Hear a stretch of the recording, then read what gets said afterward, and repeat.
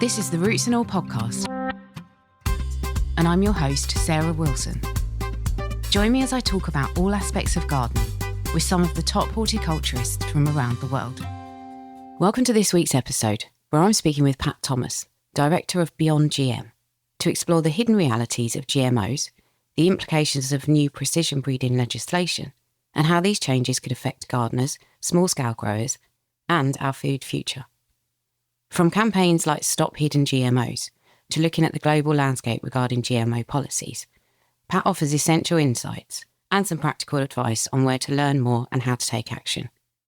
We are a UK-based civil society organisation, and our main focus is promoting informed discussion and critical thinking around genetic modification in food and farming and the wider natural world. So we work to foster public awareness and engagement and influence policy and advocate for transparency, particularly around regulation, which includes making sure that citizen voices are considered in the debate and the decisions around these technologies. Okay, and when did it start, and were you the driving force behind it? Yes, in fact, I have a long history in advocacy around food and environment and health, but Beyond GM itself started in 2014. Okay, so what is your background in that kind of area? I come from a journalistic background. I was the editor of The Ecologist magazine for several years, and I've worked broadly around those areas as an investigative journalist for some time. And what became really apparent was that environment, health, and food all link up when it comes to our own health and planetary health as well. And you've launched a campaign called Stop Hidden GMOs, and what's that about? So I may have to give you a tiny bit of history, if that's all right. Yeah, of course. So for the last 5 years, the government, successive governments really now, have been working on a deregulatory agenda for genetically modified organisms.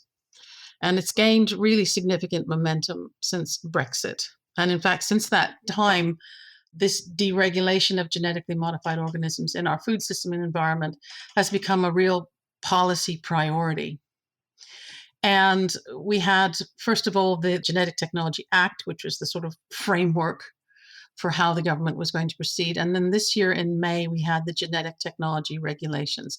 These are the regulations that we're challenging because they have removed essential safeguards around genetically modified organisms in food and farming, specifically a type of GMO that the government chooses to call precision-bred organisms.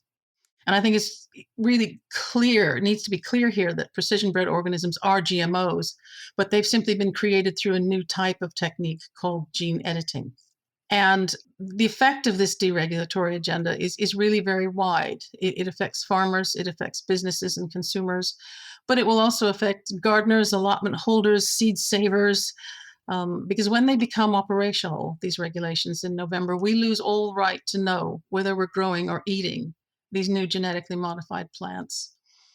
So we've decided to call the government to account about this and pursue a judicial review to ensure that before the regulations become operational in November, that they are quashed, that a new process is put in place that is responsive to citizen needs and desires around genetic modification, and that they include labeling and transparency from field to fork.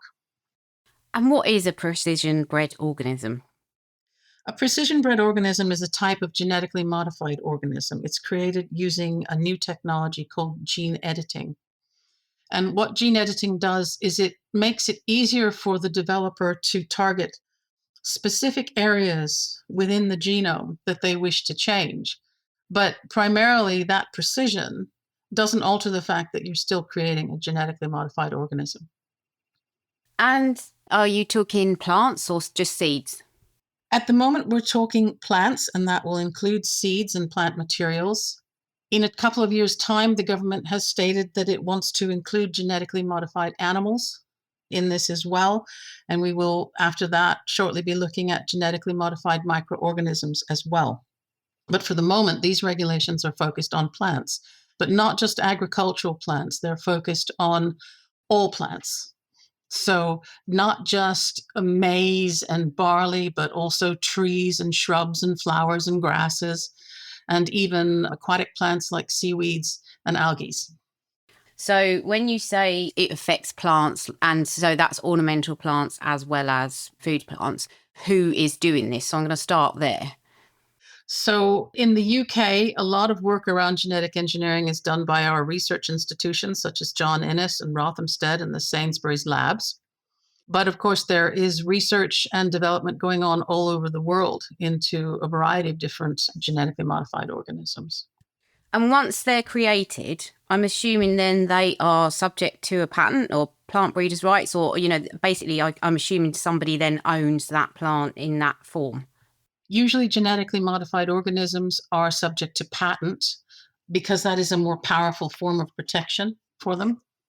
Okay, so that would mean if I bought a tree or a shrub and it was a precision bred organism, then I couldn't propagate that, I'm assuming. It would depend on the terms of the GMO, but for the most part, if you're using a plant that has been genetically modified, you would need to pay the patent holder to use it. Okay, so if I'm thinking about plants that are capable of open pollination, if I've got something that then went to seed in my garden, I collected that seed, is that seed still a precision bred organism? Yes, it is still a precision bred organism, yes. Okay, and so if I then grow that plant, do I need to pay someone? Yes, you should. If it's a patented organism, you should. But again, it depends. So if I might give you an example that might bring it into reality here. Mm. Okay, so there's a real world example of this happening right now in the United States, where a purple tomato created by Norfolk plant scientists has broken new ground by being the first genetically modified food to be targeted specifically at home gardeners. So this is a transgenic tomato. In other words, it was engineered with genes from a non-sexually compatible plant, in this case, a snapdragon, to produce higher levels of anthocyanins in its flesh. And anthocyanins are pigments with antioxidant properties. And in 2002, the US cleared these to be sold in the United States. And in 2024, seed sales started to home gardeners, aimed specifically at home gardeners. And so within the first week, 10,000 packets were sold. And I think overall in 2024, 13,000 packets of these seeds found their ways into home gardens. Now, this is a patented product, but in this instance, in order to get into the marketplace, the developers have said, you know what? We're not going to chase this patent. You can grow them and you can propagate them, and we just want to get them out there so people can see how great they are. So it really depends. But with that sort of generous, oh, we won't pursue a patent, there comes a kind of dark side to it, which is the normalization of people planting and eating genetically modified foods without really understanding whether they are better for them nutritionally, whether they are okay for the environment. None of these tests have been done. So if it's higher in antioxidants, then it kind of sounds as if it might be better for somebody who's eating the tomato.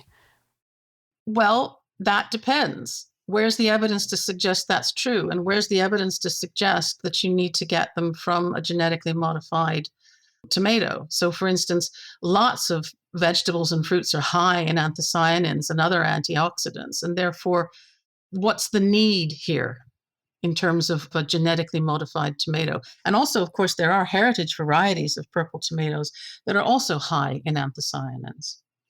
Well, I mean, that is the question. What is the need? Is there some sort of agenda here?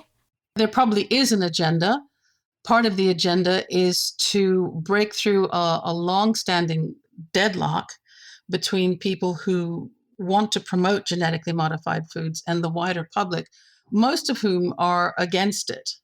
And so by not calling them genetically modified, calling them precision bred or something else, makes it sound like it's not so bad, that it's not connected to a technology that is highly contested. But I think there are other agendas as well, and they're hidden from the public. So a lot of these products that appear to be good for you are not really ultimately intended for foods. So this experiment with gardeners in the US is really just an experiment about how the plant grows, whether it can survive in extreme circumstances. For instance, some gardeners have reported that it's not very good in extreme heat, that sort of thing. But in the background, the same scientists are also developing tomatoes with levels of serotonin, the drug that's used to treat depression, or levodopa, which is a drug that's used to fight Parkinson's. And the real marketplace isn't home gardeners. Home gardeners are just a stepping stone. The real marketplace is the nutraceutical and pharmaceutical world. So gardeners kind of are almost like, doing the testing in the field, I suppose. Yes, I think that's absolutely right. So if you've got something, again, that's kind of wind pollinated or that is pollinated by insects, and for example, say you're a small scale grower and you've got an organically certified site, is it possible that, something from a precision bred organism could get brought onto your property, therefore effectively, for want of a better word, contaminating your organic crops? I think that's certainly the case. I think this is a real dilemma for organic producers, because one of the problems with the regulations that we're challenging is that they deregulate precision bred organisms everywhere except within the organic certification legislation.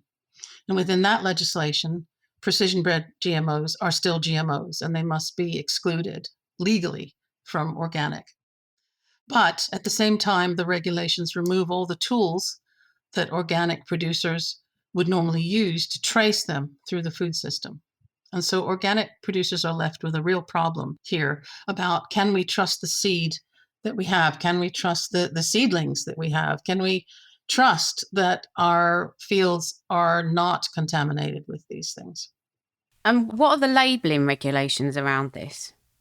There are no labeling regulations around these precision bred organisms. So one of the key factors in the new regulations is that the government refused, in spite of organic campaigners like ourselves, food safety campaigners saying you must label these things, they refused to label them. So there is no mandate to label these things at all. So you won't know what you're buying, you won't know what you're growing. There has been a consultation on labeling of seeds. That hasn't reached a conclusion yet, so we don't know what the government will do about that. But the likelihood is that it will not require mandatory labeling of seeds and plant products. Instead, it's more likely that they will allow the British Society of Plant Breeders to hold a voluntary list. Okay. And do you have any clue of who is likely to be rolling this out amongst their plant ranges once it happens? No, not yet. I mean, there have been a number of experimental plantings in the UK. The signs from the developers are that the trials that are taking place in England now, there are 25 trials of gene-edited barley and wheat around the UK taking place on commercial farms, but in secret locations. In other words, the locations haven't been divulged. And the purpose of those trials is to multiply seed ready for the market in 2 years' time. So that may be the first thing that comes on the market. Right. Okay. So it will likely happen relatively quickly, I'm guessing.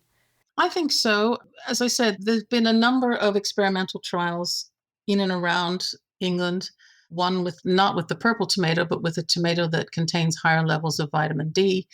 There have been trials on a high omega-3 camelina, a low asparagine wheat, mildew-resistant potatoes, non-browning potatoes, certain brassicas. And the brassicas, of course, are the real risk for cross-pollination. A lot of the things that they're working on, things like tomatoes, are largely self-pollinating, so that's not the biggest problem. It wasn't that long ago, earlier this year, that the government was talking about gene-edited strawberries, having gene-edited strawberries at the next Wimbledon. So, things are moving apace. Yeah. So rolling it back a bit, at the moment, if we were to buy GMO plants or food especially, is it labelled? Yes, it's labelled. There is a requirement to label all GMO foods in the UK. If you were to go into a large supermarket, and particularly into the international aisles, you'll see a lot of American products, and they will be labelled contains genetically modified organisms. Okay. Will that also be removed? Yes, eventually. That is the government's stated goal, is to remove it from all GMOs. And is the argument from you kind of more that you may choose to eat that and that's fine, but you should have the choice to choose that or not? I think choice is absolutely essential, and not just on safety grounds. I think there's been a really sort of reductive argument around science says these are safe. Well, actually, science doesn't say they're safe because this is a preemptive regulation. So it's come into force before there are actually any products to test. And it allows developers to self-certify that their products are safe rather than the need to present scientific evidence that that is the case. So there is a question mark over safety, but there's other question marks as well around environment. For instance, the regulations remove precision bred organisms from the environmental damage regulations, and they also absolve developers of any liabilities. So if anything does go wrong in the future, there's no one to pursue. And in the meantime, we haven't really considered that natural ecosystems, even a back garden or a hedgerow, are incredibly complex. They evolved over time through millions of interactions between plants and insects and microbes, soil, water, weather, and introducing what is essentially a man-made organism, an organism that hasn't existed before this time, with traits that couldn't occur in nature or would take decades to evolve, can really disrupt those relationships. So I'm thinking, for instance, of a gene-edited plant with delayed ripening and how that might confuse pollinators or pests that time their life cycles around flowering or fruiting. A plant engineered to resist disease that might alter the microbial balance of soil or the insects that live on the plant. None of this is being taken into account. I don't wish to be a Luddite, but there does seem to be this attitude of launching products and then taking the sort of innocent until proven guilty approach with them.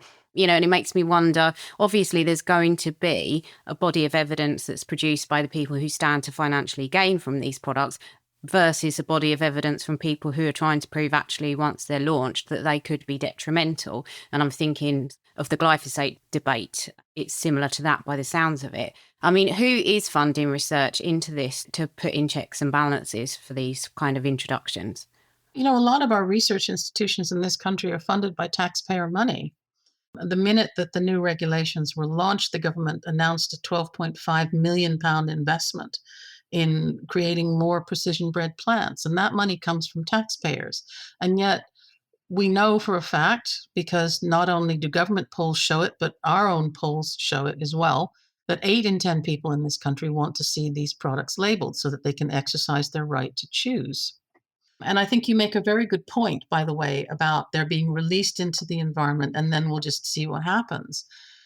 We've had this problem with things like man-made chemicals, for instance, substances that were deemed perfectly safe, such as pesticides or fluorocarbons, have turned out to be really disastrous for the living world. And so the idea of waiting until something bad happens to decide that you ought to maybe tighten up the regulations is incredibly irresponsible.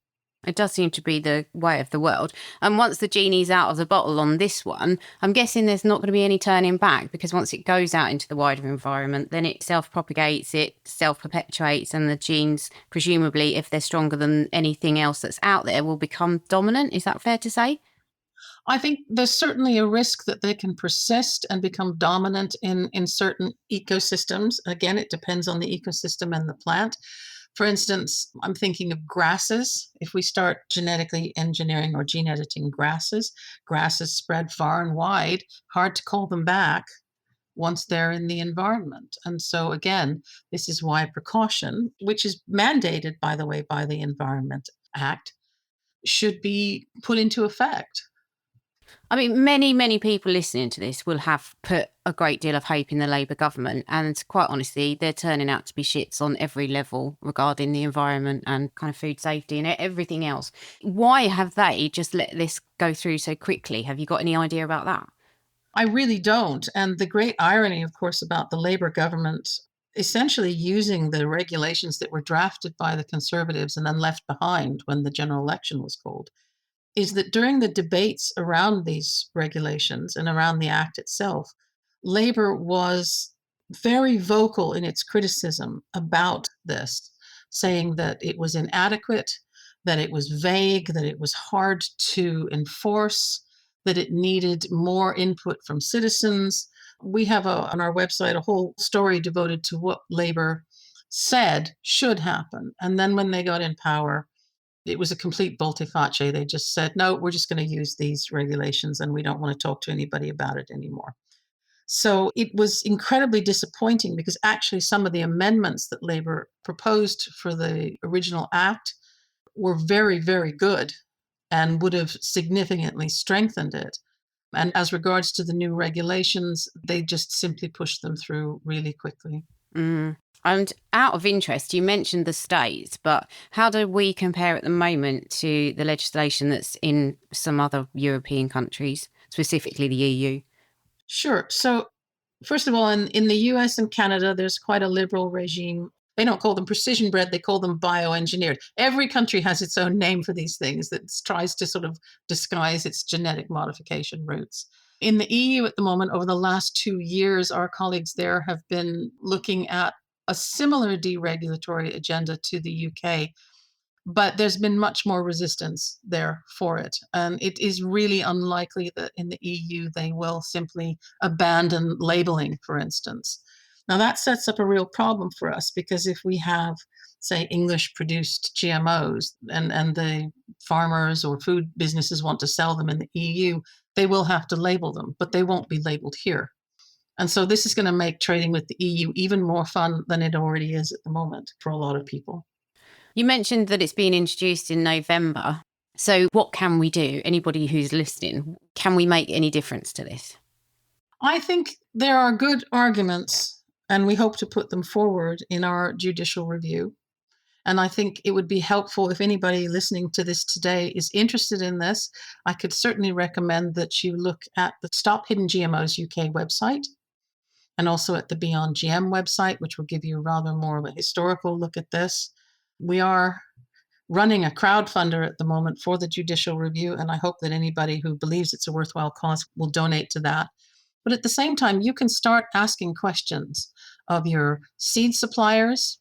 What are they going to do about it? Because actually, most people haven't thought about this. It was introduced relatively quietly and without widespread consultation amongst the businesses that matter.